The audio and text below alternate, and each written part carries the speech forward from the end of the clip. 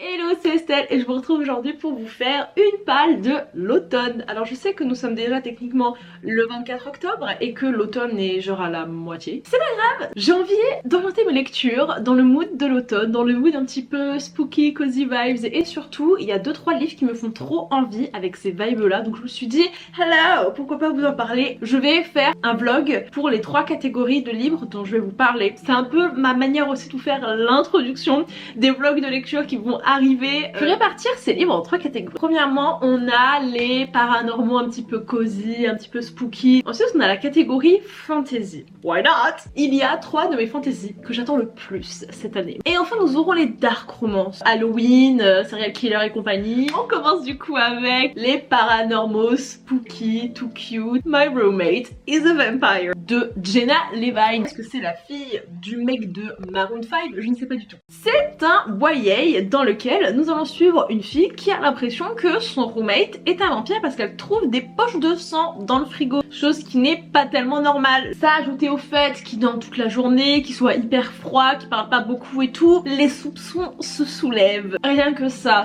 me donne envie, ça promet d'être super drôle tout en étant un petit peu barré. Et il y a une personne très gentille sur Goodreads qui nous a fait la liste de tous les tropes que nous allons pouvoir retrouver là-dedans. Je vais vous les lister. Age gap, false proximity, roommate, to friends, to lovers, slogan, forbidden romance, he fall first, and harder, who did this to you?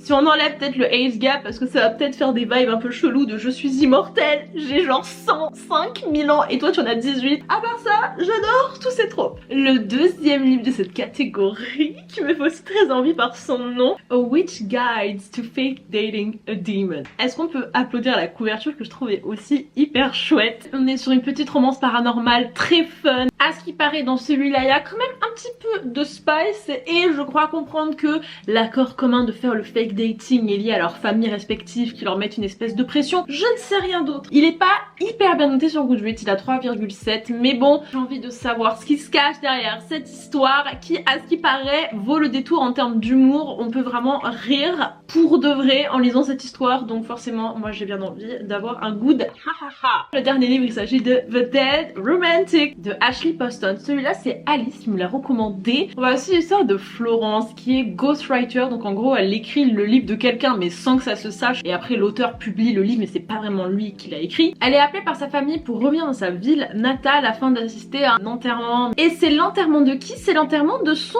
éditeur. En fait son fantôme est là et il est coincé sur terre, il n'arrive pas à passer de l'autre côté et du coup ils vont un petit peu tous les deux comprendre qu'est-ce qui fait qu'il est rattaché encore à son existence quoi, et ils vont tomber amoureux.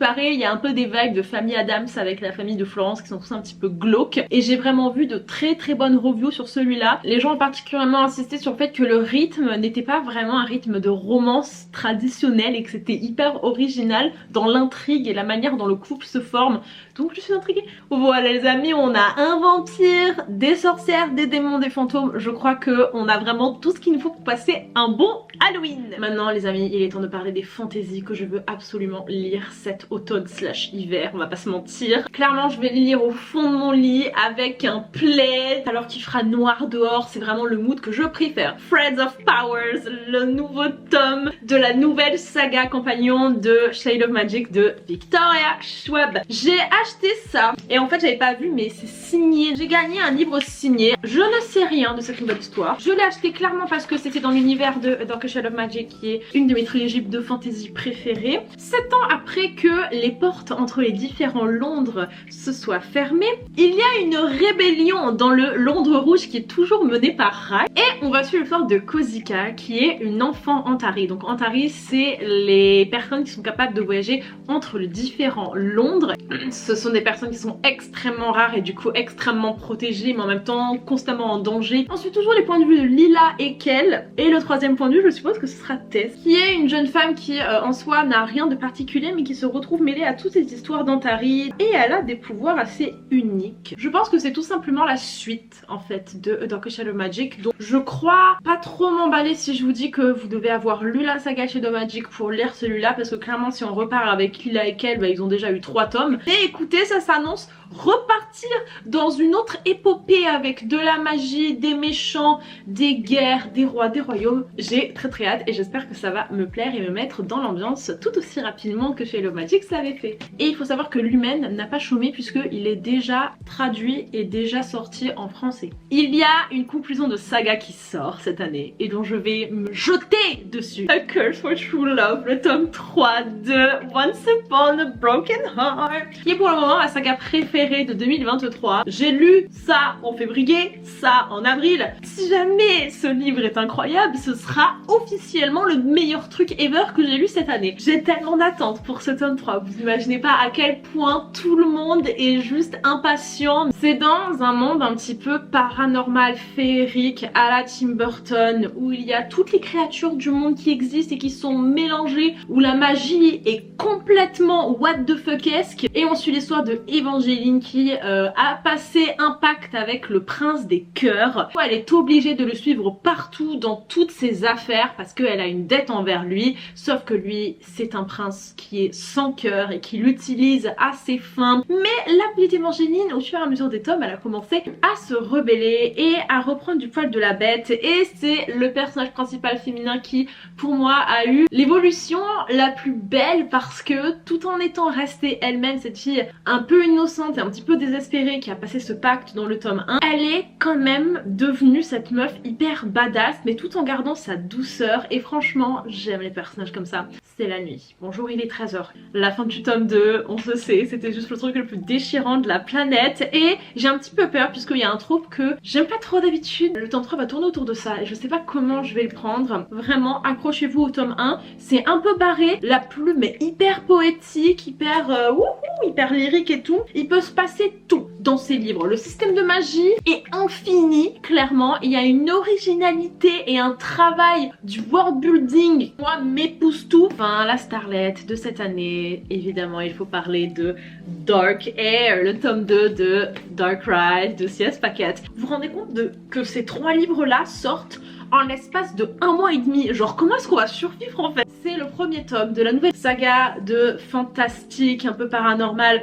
de C.S. Packet. Et clairement, ce tome 1 avait été une mise en bouche extrêmement complexe et très délicieuse. Et dans ce tome 2, je pense que tout va commencer à s'emballer. On va suivre l'histoire de Will, qui est poursuivi par les assassins de sa mère depuis des dizaines d'années, et il se cache dans le Londres. Il va finir par être retrouvé et après multiples aventures, il est recueilli par ce groupe de gentils magiciens qui lui explique qu'il y a une guerre entre eux et un groupe de méchants magiciens, puisque les méchants veulent ramener à la vie cette espèce de roi sorcier très maléfique, et ce serait la fin de l'humanité. Donc évidemment ils sont contre, sauf que l'histoire se retrouve être un peu plus complexe que ça évidemment, et oui, il va s'en rendre compte alors que il va croiser le chemin de James, qui est le leader de ce groupe des méchants sorciers, et lui qui pensait être un humain tout à fait lambda dans cette guerre va se rendre compte qu'il est beaucoup plus que ça, et la fin vous laissera